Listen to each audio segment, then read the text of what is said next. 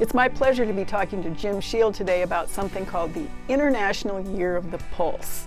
Jim, I assume we're not talking about a heartbeat because I don't see any beef hearts sitting on the table. I see cans and I see packages and I see little petri dishes full of beans. Jim, tell me what the significance is of International Year of the Pulse and what exactly is a pulse? Well, pulses are any legumes that are edible, that the seed is edible. So when we usually think of pulses, we think of dry beans, peas, and lentils. Those are usually the ones that get classed as pulses. And within Nebraska, we actually have a fairly big industry in the western part of the state where we produce dry edible beans. And so we're really looking forward to the International Year of the Pulse and trying to promote dry bean use. Dry beans are a very healthy food. They're high in fiber, they're high in a lot of vitamins, and they're a fairly complete protein source.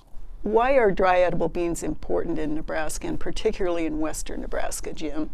Right, in the western part of the state around Scottsbluff, probably within 30 miles of Scottsbluff, one of the market classes that we grow is the Great Northern bean. And over 80% of the nation's supply of Great Northerns are grown within 30 miles of Scottsbluff, which makes Nebraska the #1 producers of Great Northerns. If you look at all different market classes of dry beans in the state, Nebraska ranks #3. North Dakota's #1, and we come in at #3. What are market classes, and are these beans used differently? And actually, how does a home gardener differentiate between dry beans and the ones that you buy in a packet and stuff into the garden?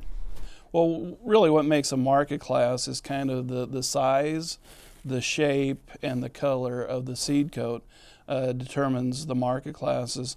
So like I said, we have Great Northerns, which is a large seeded, it's kind of a boxy shaped bean.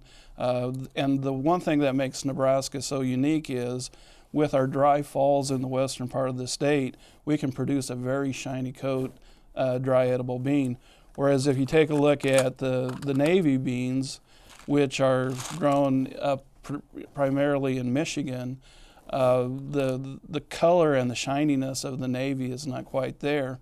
And the reason for that is these go into the pork and beans when you buy a can of pork and beans in a tomato sauce. So when they're covered in the tomato sauce, you don't need to see them nice, bright, and shiny. So that's why they're predominantly grown there and not in Nebraska. The other bean that we grow quite a bit in Nebraska is the pinto beans. And the pinto bean goes into the refried beans that are so popular in the Mexican dishes. But a little known fact is there is a yellow bean that is also used for that. And in Mexico, this is kind of the preferred bean to use rather than the pinto bean. The wealthy people in Mexico cook with yellow beans. Then we get into some of the beans that go into chilies and things like that. We have both dark red kidneys and light red kidneys. And again, we grow both of these here in the state.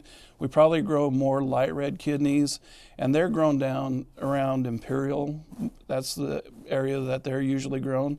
One of the problems with the dark red kidneys is if we have a freeze, we don't get the nice dark color. They're a little longer maturing than the other market classes. Then we get into some of the other ones that go into the red beans and rice, and then the black beans for the Cajun dishes. And then the last one that we can grow in the state is a cranberry bean, which looks a lot like a pinto bean. And these are kind of used in some French dishes, and they have a real sweet flavor to them. So not only do they have different sizes, shapes, colors, but they also have some different unique flavors that each of the different market classes have. And when we go to the seed catalogs or the nurseries and get the seed packs, usually what you're getting is wax beans, and wax beans are a little bit different. They're for the fresh market, they're for the pods.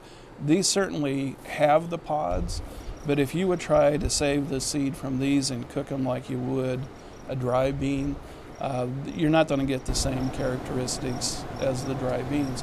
But that's not to say a grower cannot get great northern beans and plant them in their garden and then save them for dry use. And even you can use them for green beans when they're in that green bean sage. So you can use the dry beans for home canned beans or home garden beans, but you really can't use these for dry beans.